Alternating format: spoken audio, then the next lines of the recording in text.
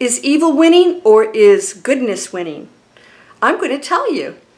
This is really cool. You're going to love it. You've probably never heard this before, what I'm about to tell you.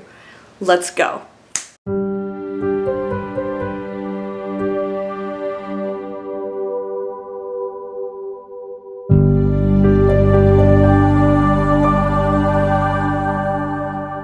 Welcome to Landria, Onkka on YouTube. Here to help you break through fears and live an amazing life. Had to put the ponytail back here. Okay, are you ready? I help you break through fear. What am I doing here? What are spiritual teachers doing? Shining light, giving you another perspective, showing you ways to go into light, to awaken. Why are we doing that? We're part of the duality. Now, somebody came up with this figure, it only takes 100 million awakened people to shift the whole planet. Who comes up with these numbers? I mean, I think they pull it out of their behinds. Sorry, I was an investment banker. We don't beat around the bush. Okay, why is that? And I'll tell you why. Whether that number's true or not, it's really irrelevant, because it takes fewer light workers and choice of others to go into light, those who may not be in light, to those who choose to go into awakening and service to others. You don't have to be this perfect awakened, like, oh, I have all the answers being. You just have to make a higher choice. That's it. That's all you have to do. That places you in a state of awakening. What does that mean? It means that you're choosing light. That's all it means. I'm choosing light. So every time you do something, you choose light. You're going into it. And you're going to be affected by the density of being a human, the low frequency vibration of the planet. You can choose a high frequency within it. Why does it take fewer people? Because we were going into a tipping point of negativity. And in order for us to keep the balance of the light and darkness, more light workers came here. Now here's why you don't need that many. Light, it obviously, is the source of everything, and it's powerful beyond imagination. No darkness can battle light, because you cannot bring darkness into a room of light. It's impossible. A room of light is light. You can bring light into a room of darkness and lighten it, right? If I brought a flashlight into a dark room, I would light it up. And the bigger and brighter the light, the more I would obliterate the darkness. It's just that simple. But it's impossible to bring darkness into light and change light. It just is. Does this make sense? So, it takes fewer light workers and light beings and awakened beings to shift the planet. We had a little imbalance there, and the universe is always going into equal duality in order to play the game. If we didn't have that, there would be no game to play. If we lived on a planet Earth and it was just absolutely perfect, we wouldn't really be on planet Earth. We'd be in some light being place, right? Because planet Earth has a built-in density in it. Because it's a game, it's a matrix. That's what it is. So it can't be anything else. It can be an awakened Earth. We can shift it over to enlightenment, but here's what's going to happen. You're going to say, well, then it wouldn't be duality anymore. Yes, it would, because we're still in density. So now we would be awakened beings in density. So there would be still challenges. There would still be things that go on. There would still be opportunities, but they would be seen totally different. People would handle them differently. They'd come to the aid of others, and those who needed aid would welcome it and accept it. We would not have the conflict, but we would have natural challenges, things that would come in here that would be much more exciting, which we're going into that. Now, what's happening right now is we're shifting out of the negativity, the duality of negativity's greater influence, and we're going into more of an equal duality, and the tipping point is that we can go into an awakened Earth. Now, not everyone will. So the awakening of the planet doesn't mean everybody's going to go, because if some people will choose the lower duality piece, the lower density, they'll just choose it because they want to keep experiencing something there. This is not to be judged. So they will experience a world that goes to hell in a handbasket. They will. They want it. They want to experience it. They want to know it. So let them go. Let them go. Now, I had one of my students, she's an absolutely amazing person. I would call her very awakened. However, she still doesn't realize, just like most even awakened people, that they're in a state of ego. What does that mean? Her neighbor's, I guess, grandkid has a really bad form of leukemia. And so my student and friend, all my students are my friends, is praying, and she's in my miracle circle. Come join me if you want to go into the miracle circle. It's amazing. We shine light on things. We place our own requests in there. We place healing to the planet. Every month we do this. It's pretty powerful. We're shifting the planet that way. My group of miracle workers, and their lives have changed. They've had miracles happen. So she's thinking, well, I can shine light because prayer works, and we can heal other people. However, they have to participate. That's the duality. If they don't want to participate and they're getting something out of the experiences they chose, you can't understand it, and you don't want to change that. That's free will. Ego wants to change it. So she said, I got to figure out what to do to send her light to heal it. And I said, nothing. There's nothing to do. Just send her light. And it will boost her healing if she chooses healing. You're not accepting the fact that she may have come here to experience leukemia to teach other people how to take care of her, to teach others compassion, to allow nurses to show light and love. Yeah. That's how it works, and I know we think it's wrong, but you're on Earth, so that's always going to exist. There will be people who take that path, people that died during COVID, whether you believe it or not. I'm sure the stats were just off whack. You know, so much of that is off whack. It doesn't matter. If people died, they died, whether it was a heart attack or not, or they claimed it was COVID. When people died during that time period, they were exiting to help the Earth shift into a new phase. So they came here and said, hey, I'll exit during the crisis.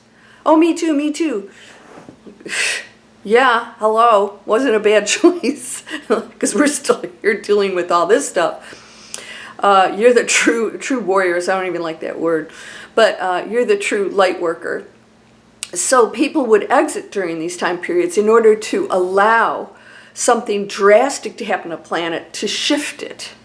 Right? Now, and when we have major disasters, we are allowed to come in and save people from disaster, give to them, put them in shelter, give food, give them compassion. We're allowed, then we have opportunities to do things. So the dualities, they're choosing these challenges for us. So we have opportunities to be great, and not everybody's going to do it. So they're going to have a whole sector of people who just don't give a hoot.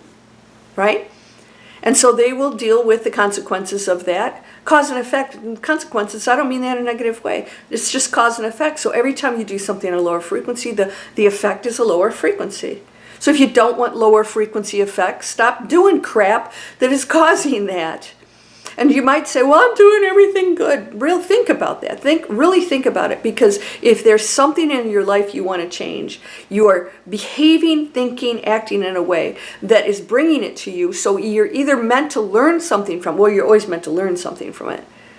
Or it's there and it's not going away, it's not changing because you're not changing your response and your behavior to it. So with money or relationships or everything, if you have a pattern, the problem isn't the challenge. It's you. It's you not changing your behavior about the issue. So it's not really a problem. It is an opportunity for you to say, wait a minute, why is this showing up?